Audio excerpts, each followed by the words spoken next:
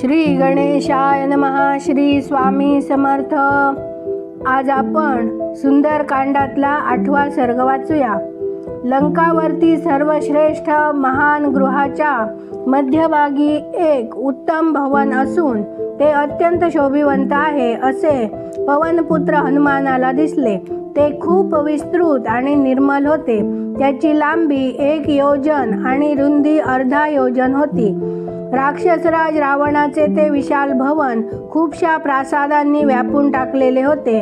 विशाल लोचना विदेह नंदिनी सीतेचा शत्रुसूदन हनुमानाने त्या भवनात सगळीकडे हिंडून शोध घेतला. त्या उत्तम राक्षसांच्या आवासांचे अवलोकन करीत तो बलवैभवाने संपन्न असलेला हनुमान एक सुंदर गृहात जाऊन पोहोचला. तो निवास राक्षसराज रावणाच्या स्वतःच्या वापरातला होता.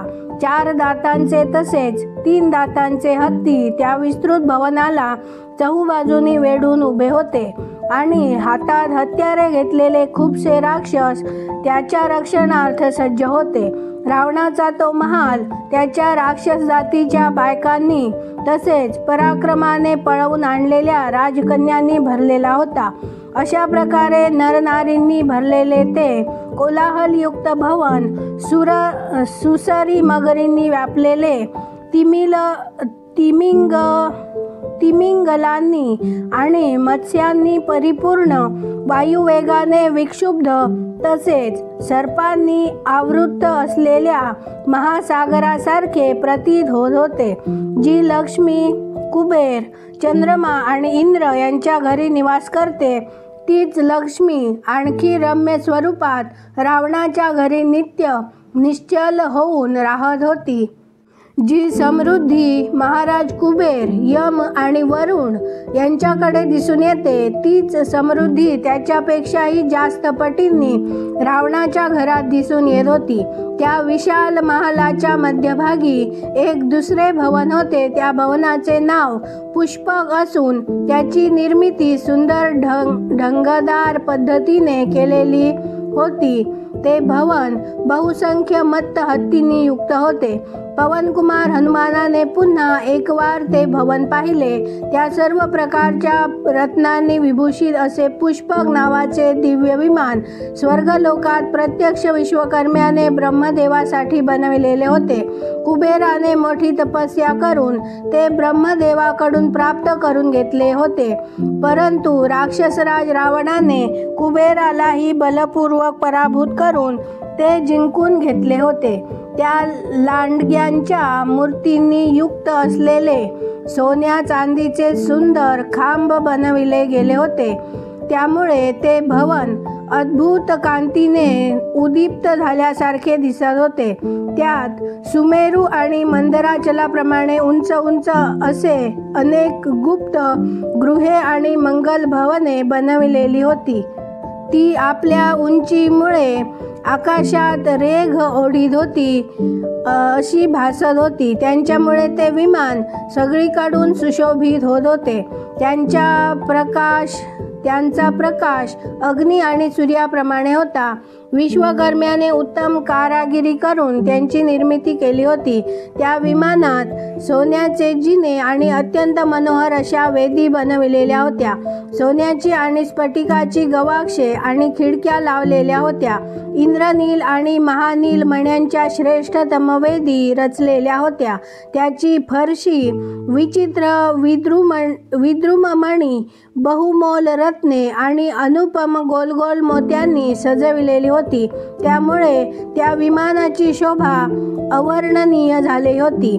सुवर्णाप्रमाणे लाल रंगाच्या सुगंधयुक्त चंदनाने युक्त झाल्यामुळे ते बालसूर्याप्रमाणे वाटत होते. महाकपी हनुमान त्या दिव्य पुष्पक विमानावर चढला. नाना प्रकारच्या सुंदर कुटागारांनी अलंकृत झालेल्या त्या विमानात बसून तो सगळीकडे पसरलेल्या नाना प्रकारच्या पेयांचा, भक्ष्यांचा आणि अन्नाचा दिव्य सुगंध हुंगू लागला. तो सुगंध मूर्तिमान वायूप्रमाणे भासत होता. ज्याप्रमाणे एखाद्या भाईबंद आपल्या उत्तम बांधवाला आपल्याकडे बोलावून घेतो, त्याचप्रमाणे तो सुगंध महाबली हनुमानाला जणू इकडे ये असे म्हणून जिकडे रावण होता तिकडे बोलावित होता. त्यानंतर हनुमानाने तिकडे प्रस्थान ठेवले. पुढे गेल्यावर त्याला एक अत्यंत मोठी हवेली लागली. ती अतिशय सुंदर आणि सुखद होती. ज्याप्रमाणे पतीला कांतिमान सुंदर पत्नी अधिक प्रिय असते, त्याचप्रमाणे ती हवेली रावणाला अधिक प्रिय होती. त्या हवेलीला मण्यांचे जिने बनविलेले होते आणि सोन्याच्या खिडक्या तिची शोभा वाढवित होत्या. तिची फरशी स्फटिक मण्यांनी तयार केली होती. ती वर मधून मधून हस्तिदंताने विविध प्रकारच्या नक्षीदार आकृत्या काढलेल्या होत्या. मोती, हिरे, प्रवाळ, चांदी आणि सोने यांचा उपयोग करून त्या फरशीतून अनेक प्रकारचे आकार निर्माण केले होते. समान अंतरावर असलेले सरळ, खूप उंच आणि सगळीकडून विभूषित केलेले खांब आभूषणांप्रमाणे त्या हवेलीची शोभा वाढवित होते. आपल्या अत्यंत उंच स्तंभरूपी पंखांनी जणू ती आकाशात उडते आहे असा भास होत होता. तिच्या आत पृथ्वीवरल्या वने, पर्वत इत्यादी चिन्हांनी अंकित झालेल्या एक अत्यंत मोठा गालिचा पसरलेला होता. राष्ट्र आणि गृहे इत्यादींच्या चित्रांनी सुशोभित असलेली ती शाला पृथ्वीप्रमाणे विस्तीर्ण वाटत होती. तिथे मत्त विहंगांचा नाद भरून राहिला होता. तसेच ती दिव्य सुगंधाने सुवासित झाली होती. त्या हवेलीत बहुमोल बिछाने पसरलेले होते. स्वतः राक्षस राज रावण तिच्यात निवास करीत होता. ती अगुरु नामक धूपाच्या धुराने धुरकट झालेली दिसत होती, परंतु प्रत्यक्षात ती हंसाप्रमाणे पांढरी शुभ्र आणि निर्मल होती. पत्र आणि पुष्पांच्या उपहाराने ती शाला ठिपक्या ठिपक्यांच्या सुंदर चित्ताकर्षक वस्त्राप्रमाणे दिसत होती. वसिष्ठ मुनींच्या शबला गायीसारखी ती सर्व मनोकामना पूर्ण करणारी होती. तिची सुंदर कांती मनाला आनंद देणारी आणि शोभेलाही सुशोभित करणारी होती. ती दिव्यशाला शोकनाशिनी तसेच संपत्तीची जननी आहे असे वाटत होते. हनुमानाने ती पाहिली. त्या रावणाच्या वापरातल्या शालेत त्यावेळी मातेप्रमाणे शब्दस्पर्शादी 5 विषयात हनुमानाची डोळे, कान इत्यादी इंद्रिये तृप्त केली. ती शाला पाहून हाच स्वर्गलोक अथवा देवलोक असण्याचा संभव आहे असे हनुमानाच्या मनात आले. ही इंद्रपुरी ही असू शकेल किंवा परमसिद्धी असलेल्या ब्रह्मलोकाहूनही असू शकेल असाही एक तर्क त्याच्या मनात डोकावला. हनुमानाने त्या शालेतील सुवर्णमय दीपक पाहिले. एकसारखे जळणारे ते दीपक पाहून ध्यानमग्न झाल्यासारखे भासत होते. एखाद्या मोठ्या जुगाऱ्याकडून जुगारात हरलेले छोटे जुगारी धननाशाच्या चिंतेमुळे तंद्री लावून बसलेले असावेत असे ते दीप त्याला वाटले. दीपकांचा प्रकाश, रावणाचे तेज आणि आभूषणांची कांती त्या सर्वांच्या मिलाफामुळे ती हवेली जळत आहे असे वाटत होते. त्यानंतर हनुमानाने गालिच्यावर बसलेल्या हजारो सुंदरी पाहिल्या. त्यांनी रंगीबिरंगी वस्त्रे आणि पुष्पमाला धारण केल्या होत्या. अनेक प्रकारच्या वेशभूषेने त्या नटलेल्या होत्या.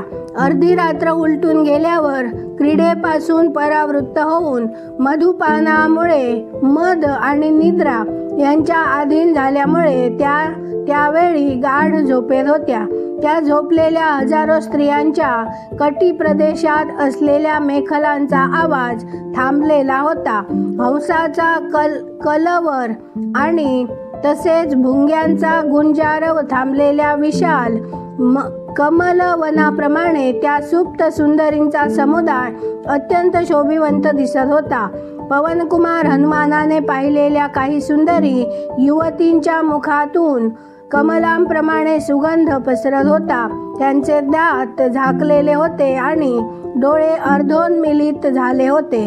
रात्रीच्या शेवटच्या प्रहरी फुललेल्या कमलांप्रमाणे त्या सुंदरींची मुखकमले हर्षोत्फुल्ल झालेली दिसत होती. तीच रात्र झाल्यावर झोपल्यामुळे मिटलेल्या दलांच्या कमलांप्रमाणे शोभून दिसत होती. इथे 8वा सर्ग पूर्ण झाला. उद्या आपण 9वा सर्ग वाचूया. आवडल्यास लाईक, शेअर, सबस्क्राईब करा. बेल आयकन क्लिक करा. कमेंट करून आपले विचार नक्की कळवा. धन्यवाद. जय जय श्रीराम.